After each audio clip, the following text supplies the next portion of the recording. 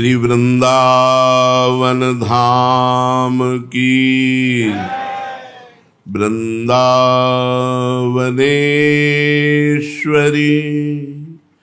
तवैव पदारविंदम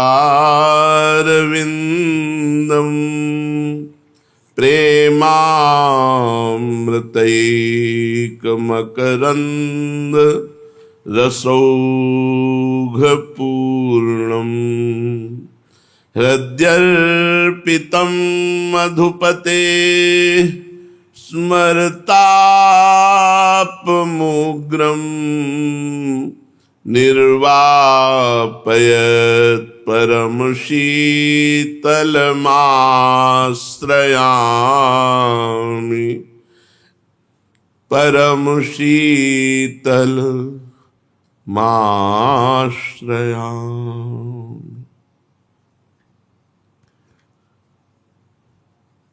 भगवान को रिझाने का सरल उपाय क्या है? प्रभु को प्रसन्न करने का सरल उपाय क्या है? उत्तर, शांति, अव्यर्थ कालत्व, विरक्ति, मान शून्यता, आशाबंध, समुत्कंठा, नाम गान में सदा रुचि, आसक्ति गुणाख्यान में, प्रीति लीला स्थली में। हर समय हमें शांत रहना है। शांत, सहनशील, क्षमाशील, जितेंद्रियता। हमारी इंद्रियां, हमारा मन कुछ गलत करना चाहते हैं तो हमको नाम जप जोर से प्रारंभ कर देना है और उनके गलत प्रेरणा को नहीं करना है। कोई हमें गाली दे रहा है, कोई सम्मान कर रहा है, हमको दोनों में समान रहना है। शांत साधु का पहला स्वरूप है, साधक का पहला स्वरूप है, जो हमारे भगवान का स्वरूप है। भगवान का स्वरूप क्या है? शांताकारम, शांत। साधक से त्रुटि तब हो जाती है जब वो मन और इंद्रियों की प्रेरणा के अनुसार चलने लगता है।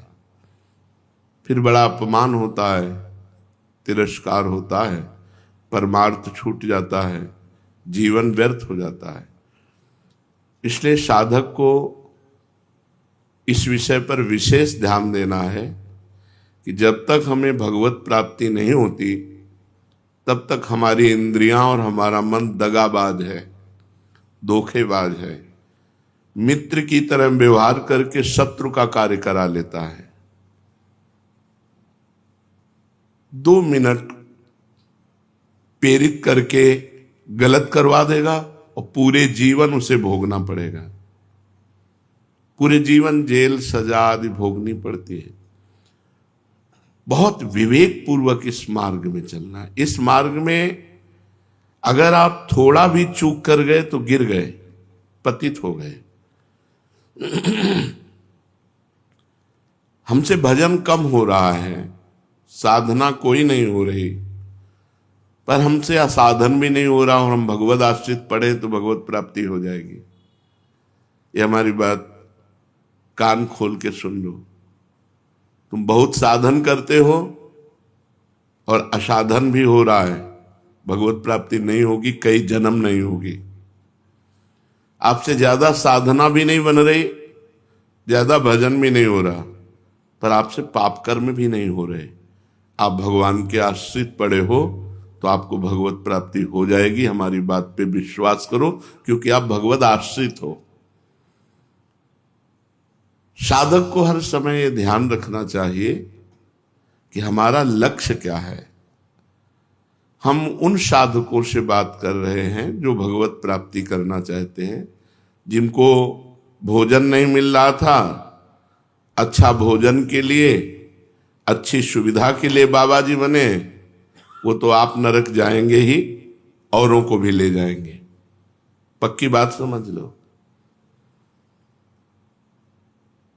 जो भगवत प्राप्ति का लक्ष्य लेकर के संत वेश में आया या वृंदावन आया या सत्संग सुन रहा है, उसको ये लाभ की बातें समझ में आएंगी।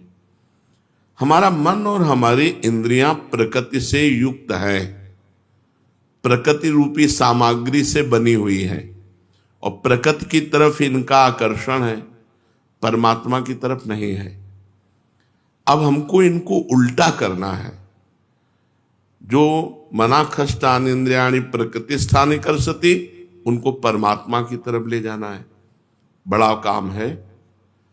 इनकी धारा बह रही प्रकृति की तरफ, हमको धारा बहानी है राधा की तरफ, किशोरी जी की तरफ। अब हमको हर समय सावधान रहना है कि ये मन, ये बुद्धि, ये इंद्रियां कहीं ऐसी हमको सलाह तो नहीं दे रही जो हमें प्रकृति में फंसाने वाली हो, माया में फंसाने वाली हो, भोगों में फंसाने वाली हो। यदि उनकी ऐसी सलाह है तो एक उपाय है, खूब जोर जोर से नाम कीर्तन करो, उनकी सलाह सुनो मत। राधा वल्लभ श्री हरिवंश, राधा वल्लभ श्री हरिवंश, सुनो ही मती। अगर सुन लिया आपने तो उनका स्वभाव है और प्रभाव है। वो प्रमथन स्वभाव की इंद्रियां और मन आपके मन को मथित करके आपसे गलत करवा ही लेंगी, और गलत हो गया, क्रिया गलत हो गई तो परिणाम फिर उसका आता है। अवश्य में वो भोक्तव्यम कृतम कर्म शुभाशुभम। जो तुमने किया उसका फल तुम्हें भोगना पड़ेगा। फिर हो सकता है आप परमार्थ से बहुत दूर हो जाए। इसलिए पहला भगवान को प्रसन्न करने का उपाय, पहला शांत रहो। कोई ऐसी हलचल मत करो जो परमार्थ से विमुख कर दे। तुम्हें गाली दे कोई, तुम्हारा अपमान करे कोई, तुम्हें परेशान करे कोई, तुम सह लो, लेकिन तुम्हारे द्वारा शांत व्यवहार होना चाहिए। किसी का चित्त दुखे, किसी को उद्वेग प्राप्त हो, कोई अशांति को प्राप्त हो, ऐसा साधक नहीं होना चाहिए। ऐसा साधक चल भी नहीं पाएगा परमार्थ में। वो 2-4 साल इधर उधर खा पी कर समय व्यतीत करे, वो क्या वो भ्रष्ट हो जाएगा, वो नहीं चल पाएगा। दूसरा है अव्यर्थ कालत्वम। भगवान को प्रसन्न करने का दूसरा उपाय अव्यर्थ कालत्वम। एक भी मिनट हमारा व्यर्थ नहीं जाना चाहिए। इस पर बहुत जोर ध्यान देना चाहिए। साधक व्यर्थ में बातें करते हैं, व्यर्थ में इधर उधर देखते हैं, व्यर्थ में अपने समय को नष्ट करते हैं, और हमारा शास्त्र आदेश कर रहा अव्यर्थ कालत्वम।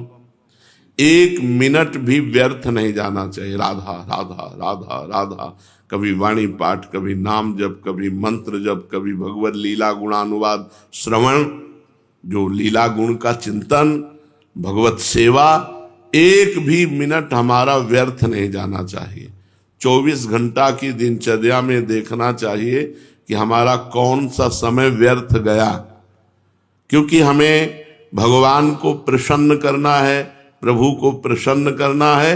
तो अव्यर्थ कालत्वम, सेवक जी महाराज जी ने भी कहा है, कबहू काल वृथा नहीं जाए, संतत सकल सुनो चितलाए, श्री हरिवंश प्रताप जस। कभी भी काल माने समय, एक मिनट भी हमारे जीवन का व्यर्थ नहीं जाना चाहिए। अगर 1 मिनट का जीवन व्यर्थ चला गया तो वो मिनट जीवन में दोबारा नहीं मिलने वाला, गया। बहुत पीड़ा होनी चाहिए यदि 1 मिनट भी भगवान नाम छूटे, भगवत चिंतन छूटे। तो साधक वही है जो प्रभु को प्रसन्न करना चाहता है।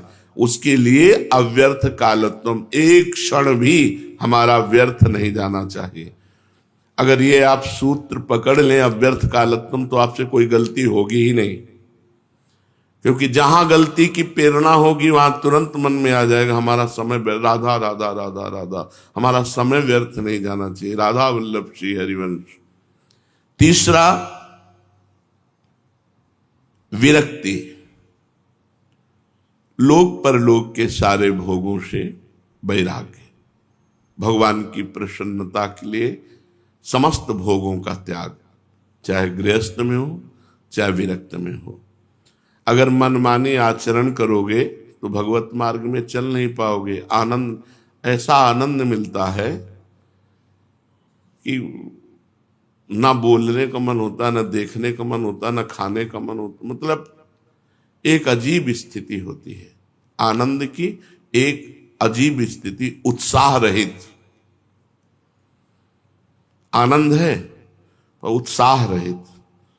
न बोलने का उत्साह, न खाने का उत्साह, न मिलने का उत्साह, न जीने का उत्साह, एक अद्भुत उन्मनी अवस्था। जब आप निरंतर भजन करेंगे तो आपको एक एक मंत्र में जैसे शहद चाटो तो कैसा लगता है। ये तो प्राकृतिक बात रही। अप्राकृतिक, राधा नाम सुधा रसम रसीतुम जिह्वास्तु में विह्वला, ऐसा वो एक नशा चढ़ता है भजन का, एक नाम का नशा चढ़ता है, तो उससे भोग अच्छे ही नहीं लगते। हम कह रहे हैं किसी स्त्री को देख करके आपको लगता है बहुत सुंदर है, तो यदि आप रूप देखना चाहते हो तो सुंदरता की सीमा को देखो ना। सखिया कितनी सुंदर है श्री जी की, श्री जी कितने सुंदर हैं, सुंदरता के सागर हैं लालजू। कहाँ नेत्र ले जा रहे हो? मलमूत्र बनाने वाली मशीन ये शरीर है, ऊपर से चमड़ा ढका हुआ है। क्या मिलेगा? मिलेगा क्या? सार क्या है? क्या सार है स्त्री शरीर में और पुरुष शरीर में? क्या सार है? विचार करके देखो तो तुम्हारा आकर्षण खत्म हो जाएगा। जो तुम सुंदरता देख रहे हो वो क्षण क्षण में नाश को प्राप्त हो रही, और अबही और अबही और अबही और ये कौन बात जो ये सुंदरता देखने की चेष्टा करो। भगवान के मार्ग में आए हो, परम सुंदर भगवान जिनको राक्षस देखकर भी मोहित हो गए, चाहे राम रूप हो या श्याम रूप, जो मारने आए थे वो भी देखकर मोहित हो गए। इतना सुंदर रूप, हम इनको सुंदर कहें? संसार के पंचभूतों से बने हुए ढांचे को सुंदर कहें? अरे चिदानंद की उपासना करने वाले साधक पंचभूतों से वैराग्य धारण करना है, अपने शरीर से दूसरे के शरीर, ये सुंदर है।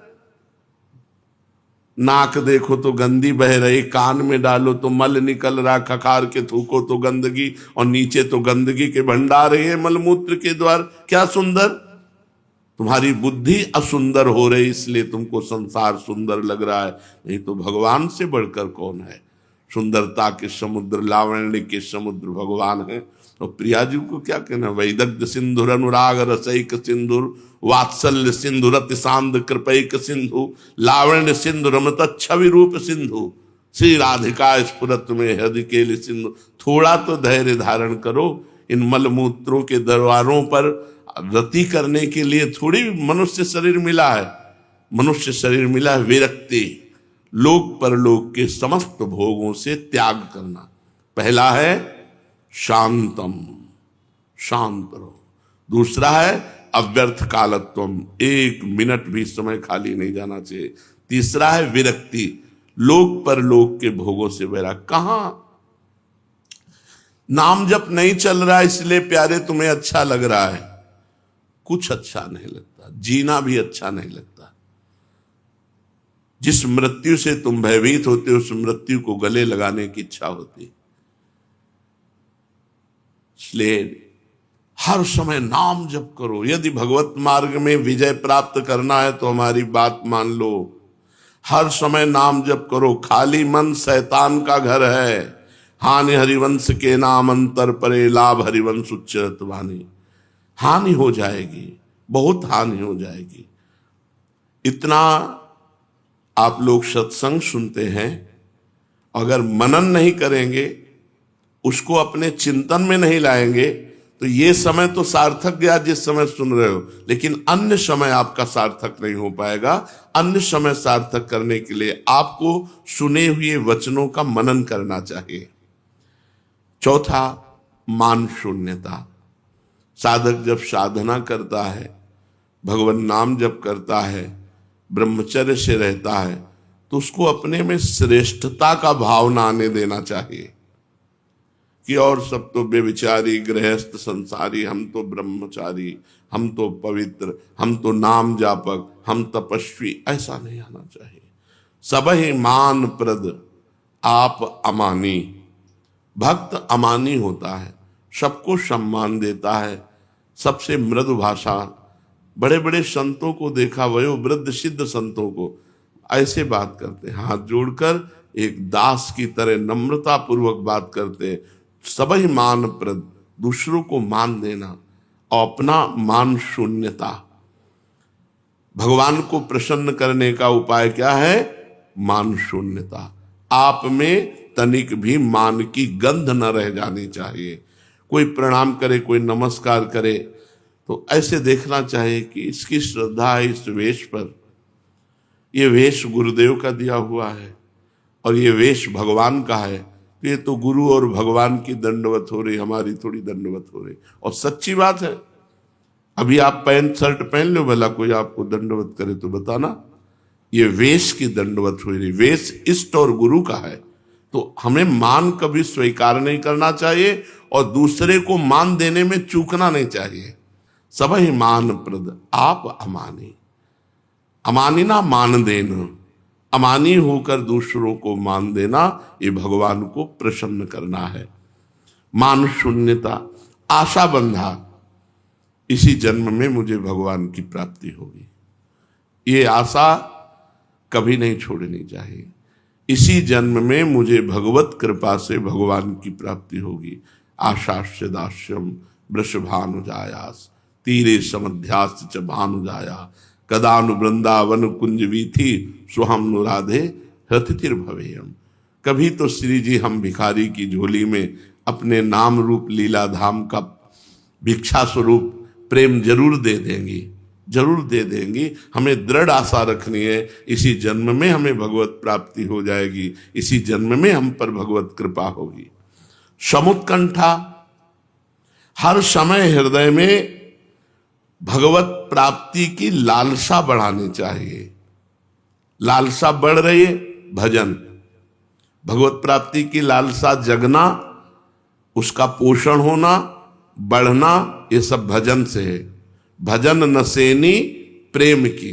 जैसे हमें ऊंचाई पर चढ़ना है तो नसेनी की जरूरत होती है, तो प्रेम रूपी ऊंचाई पर पहुंचने के लिए नसेनी क्या है? भजन। भजन नसेनी प्रेम की।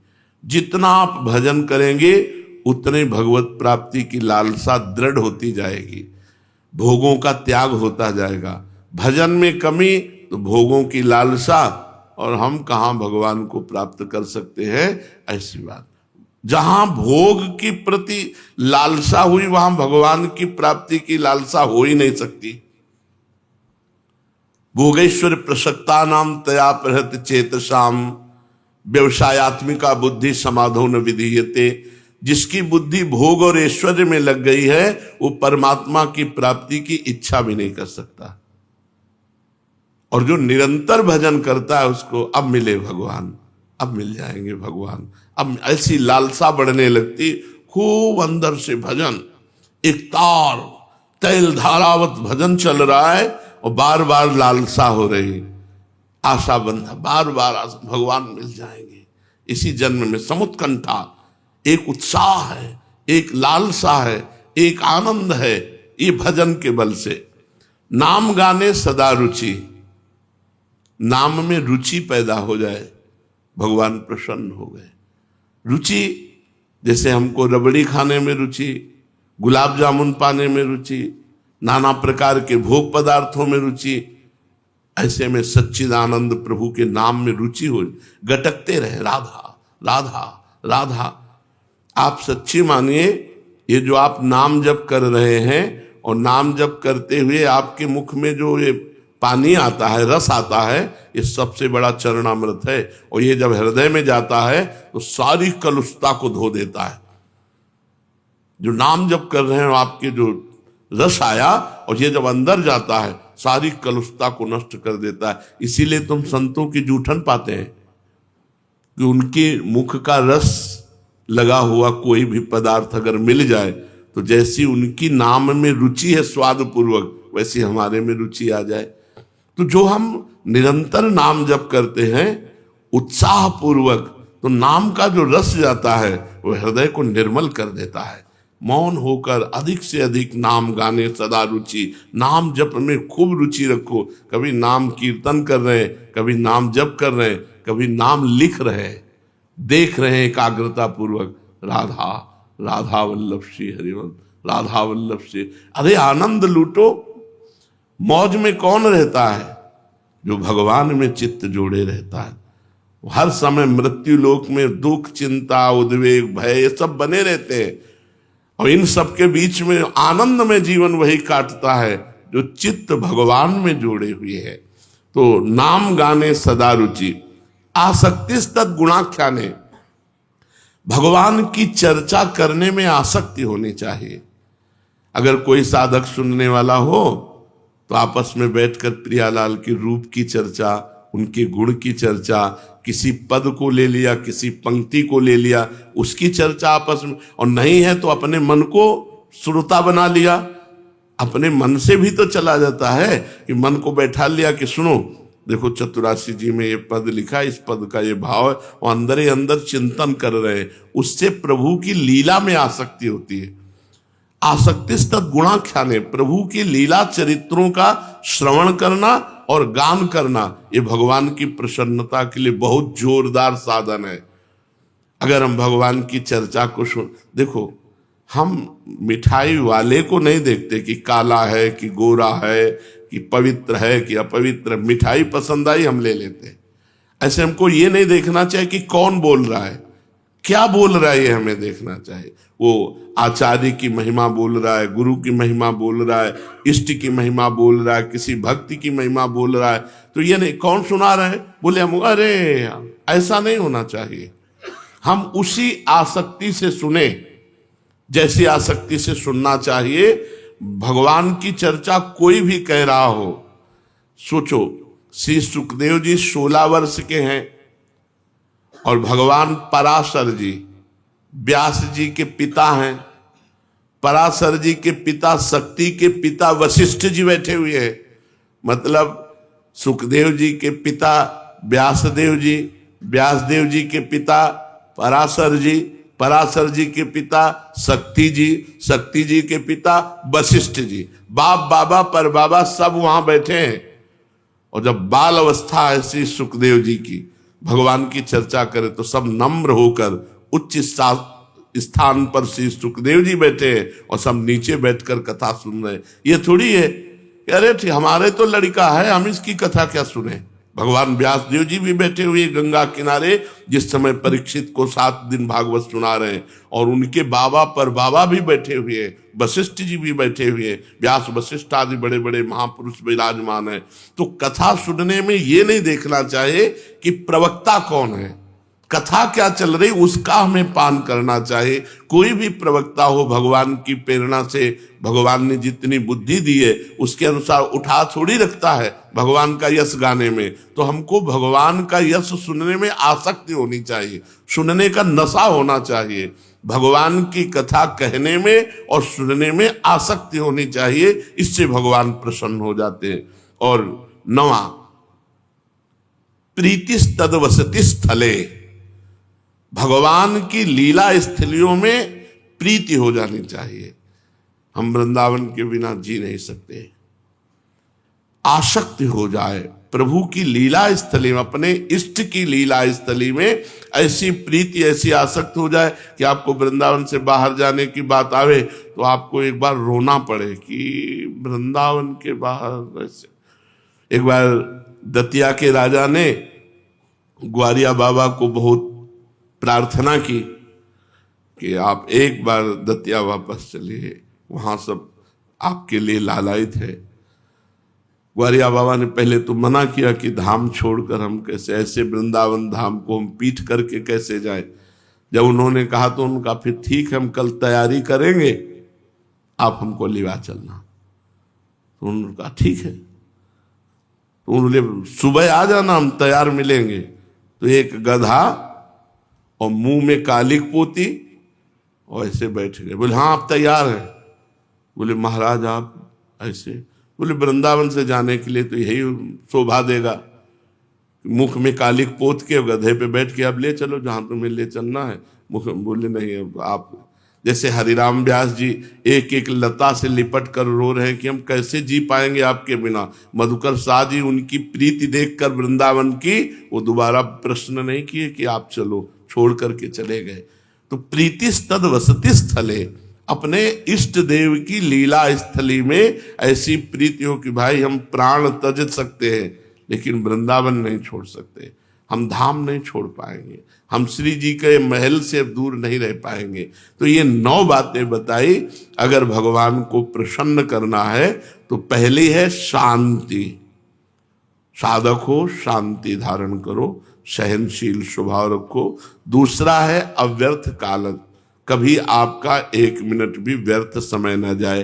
तीसरा है विरक्ति, लोक पर लोक के भोगों से वैराग्य हो। चौथा है मान शून्यता, दूसरों को मान दो, स्वयं मान की लालसा मत रखो।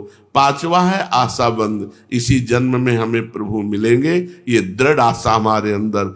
6वां है समुत्कंठा, हर समय लालसा भजन की बढ़ती चली जाए, उत्साह बढ़ता चला जाए भजन के लिए, भजन कभी रुके ना, भजन कभी क्षीण ना हो, ऐसा उत्साह। समुत्कंठा, हर समय उत्कंठा भजन करने की बनी रहे। 7वां नाम गाने सदा रुचि, नाम जपने में सदा हमारी रुचि बनी रहे। 8वां है भगवान के लीला गुण गायन और श्रवण में हमारी आसक्ति हो। जैसे किसी अफीमची को अफीम न मिले तो व्याकुल घूमेगा, ऐसे हमें नशा होना चाहिए। आज हमें सत्संग नहीं मिला, आज हमें भगवत चर्चा सुनने को नहीं मिली, हमारे कान भूखे रहें, व्याकुल हो जाएं भगवान की चर्चा के बिन। और 9वां भगवत धामों में प्रीति, किसी भी तरह से हम अपने इष्ट की लीला स्थली का त्याग न करें तो इष्ट के पास ही पहुंच जाएंगे। यहाँ की महिमा है, अगर आप धाम को नहीं छोड़ोगे तो धाम आपको श्री जी तक पहुंचा देगा, पक्की बात मान लो। जे रेणु पर मरिबो मंगल आए, यहाँ वृंदावन की ब्रज की एक रजकण अगर मरने वाले के शरीर में, जो कहीं बाहर मर रहा है, उसके शरीर में एक रजकण अगर लग जाए तो उसका कल्याण हो जाएगा। फिर यहाँ धाम में मरोगे तो कल्याण नहीं, श्री जी की प्राप्ति हो जाएगी। अगर रज का सेवन कर रहे, नाम जप कर रहे, श्री जी के लीला गुण गा रहे, तो निश्चित धाम की प्राप्ति हो जाएगी। ये रास लीला क्या है? लोग रास लीला को बड़े भद्दे शब्दों में प्रयोग करते हैं। इस रास लीला क्या है?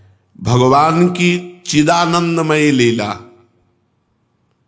जो रास क्रीड़ा है, ये भगवान की दिव्य चिदानंदमय लीला है। इसमें एक परमात्मा अनेक रूप होकर अपने आप से अपने आप में खेलता है, स्वप्रतिबिंब विभ्रमा। एक परमात्मा ही अनेक रूपों में होकर अपने आप से अपने आप में खेलता है, उसे कहते हैं रास। स्वयं रस की वर्षा करके उसका रसास्वादन करते हैं, उसे कहते हैं रास, अपने आप से अपने आप में। तभी भगवान शुकदेव जी ने कहा, गोपी नाम च तत्पति नाम सर्वेशा बेवच योन्ताश्चरति स्वध्यक्षा क्रीडने नेह देह भाग। जो गोपियों के अंतः में, उनके पतियों के अंतः में, चराचर जगत के अंतः में विराजमान परमात्मा है, वही क्रीडने नेह देह भाग, वही बहुत से देह धारण करके अपने आप में क्रीड़ा कर रहा है, उसे कहते हैं रास। जो सबके अंतरात्मा में विराजमान परमात्मा श्री कृष्ण है, वो अपने ही रस का रसास्वादन कराने और करने के लिए बहुत रूपों में होकर जो खेलते हैं। क्या गोपी स्त्री है? गोपी श्री कृष्ण मई है। जैसे श्री कृष्ण तनु, वैसे गोपी तनु गोपी मन, दोनों श्री कृष्ण में। रास में जो महामहिमा है वो एक है, दो नहीं है। लाल प्रिया एक, प्रिया लाल एक। और श्री कृष्ण तनु श्री कृष्ण मनु मई समस्त गोपियां।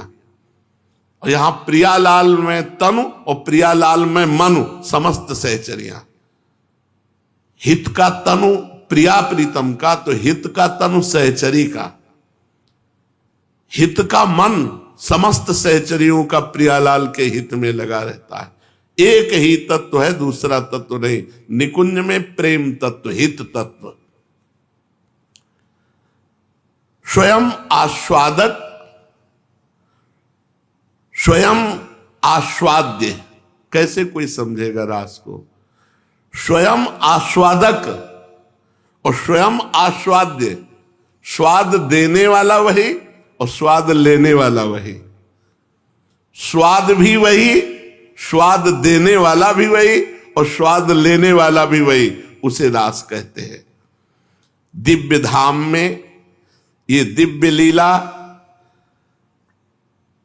कभी कभी प्रकट हुआ करती है, जैसे द्वापर में प्रकट हुई। बकाया निकुंज में ये निरंतर चलती रहती है। नव निकुंज अभिराम श्याम संग, नीको बन्यो समाज। जैसे हित हरिवंश विलास रास जुत, जोरी अविचल राजू। हर समय रास विलास युक्त जोरी विलसती रहती है नवनिवृत्त निकुंज में। लेकिन प्रगट में कभी कभी अवतार प्रकरण में जब धाम अवतरित होता है भगवान, तब लीला प्रकाशित करते हैं रास आदि की। लेकिन नवनिवृत्त निकुंज में निरंतर रास विलास चलता रहता है। भगवान की लीलाएं उनके अवतार काल में हुई तो आज कैसे दर्शन कर सकते हैं? तो बोले भगवान की लीलाएं नित्य होती है, हमारी तुम्हारे सब कुछ अनित्य है। हमारे कर्म अनित्य हैं, नाशवान है, हमारे तन अनित्य है और भगवान का तन नित्य है और भगवान की लीला नित्य है। जो अनित्य शरीर से होता है वो कर्म होता है और जो नित्य चिदानंदमय शरीर से होता है उसे लीला कहते हैं। इसीलिए बड़े महापुरुषों के कर्म नहीं कहे जाते, फिर लीला कहे जाती है। जो सिद्ध महापुरुष हो जाते हैं, चिदानंद तन में समाहित हो जाते हैं, उनकी लीला कही जाती है। अनित्य नाशवान शरीर से जो होता है वो दो प्रकार के कर्म होते हैं, शुभ और अशुभ। और जो चिदानंदमय तनु से होती है चेष्टा, उसे कहते हैं लीला। और वो लीला नित्य होती है। नित्य माने शाश्वत, सच्चिदानंदमयी। तो अभी हम भावना करें तो अभी हमको जिस लीला की भावना करें वो नित्य लीला है और वो निरंतर हो रही, उसी लीला का आपको दर्शन होने लगेगा। पहले प्रकट हुई थी अब नहीं, ऐसा नहीं है भगवान की लीला में। भगवान जिस प्रकार नित्य है उसी प्रकार भगवान की लीलाएं भी नित्य हैं। तो भगवान की लीला में प्रवेश कब होता है? जब भजन से ज्ञान प्राप्त होता है, ज्ञान से संसार से वैराग्य प्राप्त होता है, वैराग्य के बाद जब पराभक्ति की प्राप्ति होती है और पराभक्ति से भगवान के यथार्थ स्वरूप का ज्ञान जब हो जाता है, तब उसके अंदर भगवत लीला में प्रवेश करने की सामर्थ्य आ सकती है। पहले ज्ञान, तभी हमें वास्तविक वैराग्य की प्राप्ति होगी। और जब वास्तविक वैराग्य होता है तब पराभक्ति होती है और पराभक्ति से युक्त वो सर्वत्र भगवान का अनुभव करता है। ऐसा वासुदेवा सर्वमिति, ऐसा महात्मा वो लीला में प्रवेश पाता है जो समस्त जगत को भगवान का स्वरूप देख लेता है। चेष्टा करने पर भी लीला चिंतन बनता नहीं है, एक सा नहीं चलता है, नहीं चलेगा जब तक त्रिगुण से पार नहीं हो जाओगे। कभी सतोगुण आया तो बहुत अच्छा भजन में मन लग रहा है, लीला चिंतन में मन लग रहा है। कभी रजोगुण आया तो सांसारिक लीला चिंतन आ गया। कभी तमोगुण आया तो निद्रा आलस्य प्रमाद। जब तक त्रिगुणातीत नहीं हो जाओगे तब तक एक रस लीला चिंतन नहीं चलेगा। त्रिगुणातीत होने के लिए भजन है। यही डर ही डरप हरिवंश हित जिनो भ्रमय गुण सलिल पर, जे नामन मंगल लोक तिन सुहरिपद भज न विलंब कर। भगवान का जितना भजन करोगे उतने तुम त्रिगुणातीत होते चले जाओगे, उतने गुणों का प्रभाव आपके ऊपर नहीं पड़ेगा, उतने भजन एक रस रहेगा। इसलिए मूल बात है भजन करते हुए त्रिगुणातीत हो जाए, तब भगवान की लीला का रसास्वादन होता है। गुणों के अंतर्गत तो कभी थोड़ा सात्विक भाव आ गया, कभी राजसिक भाव आ गया, कभी तामसिक भाव आ गया। क्या लीला चिंतन, जैसे हम संसार को देख रहे हैं ऐसे सामने देख सकते हैं? जैसे ऐसे संसार को देख रहे हैं ऐसे सामने हमारे लीला दिखाई दे सकती है? हां, बिल्कुल दिखाई दे सकती है। इतना भजन करो कि तुम्हारे दिमाग में केवल प्रिया प्रीतम बस जाए, तो केवल प्रिया प्रीतम की लीला दिखाई देने लगेगी। जब प्रिया प्रीतम दिखाई देते हैं तो ना होश होता है और न ज्ञान होता है कि संसार है, केवल प्रिया प्रीतम रहते हैं दिमाग में केवल। पर हमको अपने भजन को इस तरह करना है, कह रहे हैं कि मिलो कभी मत नहीं खबर लो, कभी न दो सुख दुख संवाद, पूर्ण रूप से भूलो मन से, मरने पर भी मेरी करो न याद। पर मैं तुम्हें नहीं भूलूंगी, ताकूंगी न दूसरी ओर, न्योछावर हो चुका तुम्ही पर, जीवन यह मेरा चित चोर। बोले लीला में प्रवेश पाने के लिए कैसी मना स्थिति चाहिए? मिलो कभी मत, हम तुम्हारा भजन कर रहे हैं, कभी मत मिलो। बिल्कुल ऐसा है, यही जीवन का सूत्र रहा है, क्योंकि सूत्रधार यही रहे हैं जीवन में। भक्ति मार्ग के सूत्रधार यही रहे, इसलिए यही सूत्र रहा है जीवन में। हमने कभी नहीं कहा प्रियाजू से कि आप हमें मिलो, कभी नहीं कहा। वो अयाचक दृष्टि से दाता हैं, उनकी कृपा का सबसे पहला दर्शन मदन मोहन जी के मंदिर के नीचे हुआ था। प्रियाजू छद्म भेष में आकर के पहले ठगोरी डाली जो वो वहां, दूसरी बरसाने में गुरुदेव भगवान के साथ वहां से दिखा रहे थे, वो देखो ललिता जी का गांव ऊंचा हार है, वहां एक सखी और प्रियाजू बरसाने वाली है, वो तो वर्षा ही करती रहती है। मिलो कभी मत, मत मिलो कभी, नहीं खबर लो, कभी न दो सुख दुख संवाद, कभी मत पूछो कि तुम सुखी हो कि दुखी हो, कभी मत मिलो। ये हमारी निष्ठा होनी चाहिए। पूर्ण रूप से भूलो मन से, हमें भूल जाओ तुम, मरने पर भी मेरी करो न याद। मैं मर भी जाऊं तो मेरी याद मत करना, पर मैं तुम्हें, ये अपनी तरफ से, यही भजन का स्वरूप है। पर मैं तुम्हें नहीं भूलूंगी, ताकूंगी न दूसरी ओर। कभी मैं आपको नहीं भूल सकती, चाहे कभी मेरी तरफ देखो या न देखो, मिलो ना मिलो, कभी मेरी बात भी न छोड़ो, मर जाऊं तो भी मेरी याद न करो, तो भी मैं तुम्हें ना भूलूंगी और ना कभी दूसरी की ओर देखूंगी।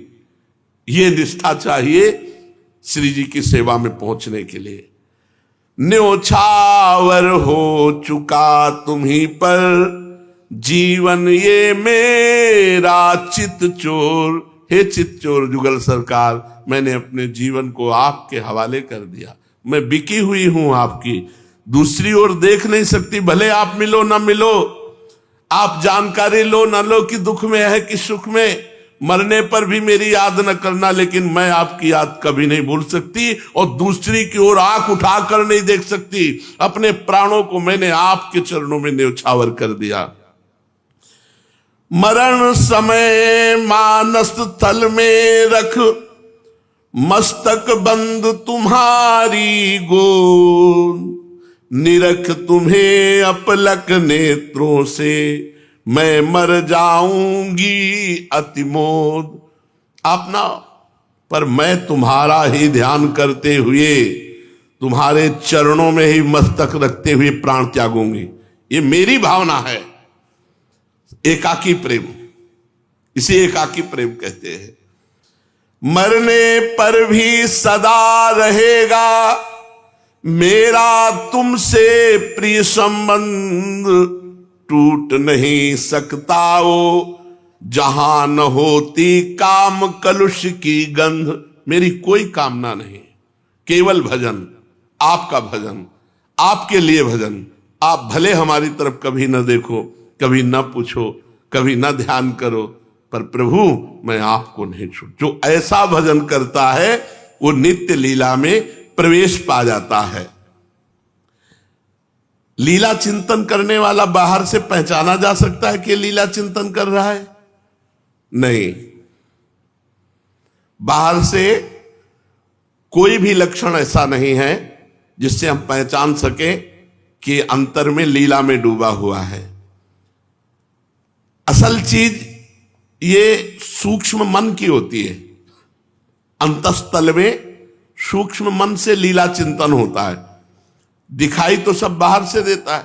हो सकता है जिसको तुम एकदम रूखा आदमी समझ रहे हो, बिना भाव का समझ रहे हो, वो हो सकता है बहुत रस में डूबा हो, अंदर प्रेम सागर लहरा रहा हो। और हो सकता है जो बाहर से प्रेम छलका रहा है, संभव है वो अंदर से सूखा हो, पहचाना नहीं जा सकता। बाहर से बड़ा प्रेम भाव दिखा रहा है, हा कृष्ण हा प्रिया, वो अंदर ये ड्रामा है, लेकिन अंदर से बिल्कुल उसके प्रीति नहीं। हो सकता है एक आदमी रूखा सूखा ऐसे दिखाई दे रहा हो, कोई भाव नहीं, कोई, और वो प्रीति में अंदर डूबा हो। इसलिए ये लीला चिंतन करने वाला है, ऐसे पहचान करने की कोई लक्षण नहीं है। भगवान की लीलाओं में परम उदार लीला कौन सी है?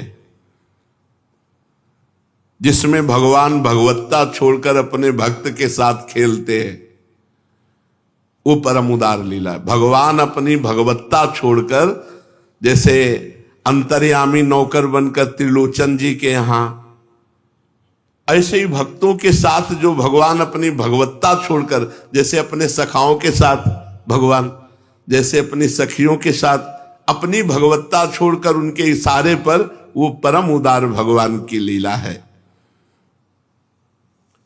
देह कितने प्रकार के होते हैं? बोले देह 5 प्रकार के होते हैं। एक स्थूल देह जो है, एक सूक्ष्म देह जो अंदर है, एक कारण देह जो सूक्ष्म और स्थूल के बनने का कारण है, और फिर एक होता है भावमय देह, फिर एक होता है चिन्मय देह। जो स्थूल शरीर कारण तीनों का त्यागी है, वो भावमय देह को प्राप्त होता है, और जो भावमय देह होता है वह चिन्मय देह होता है।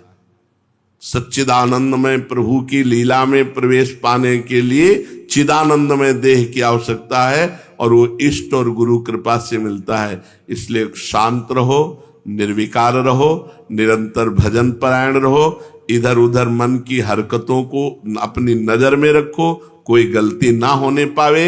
यही हमारे जीवन की साधना है कि भगवत विमुख आचरण ना होने पावे। शेष चर्चा आगे। श्री राधा वल्लभ लाल की।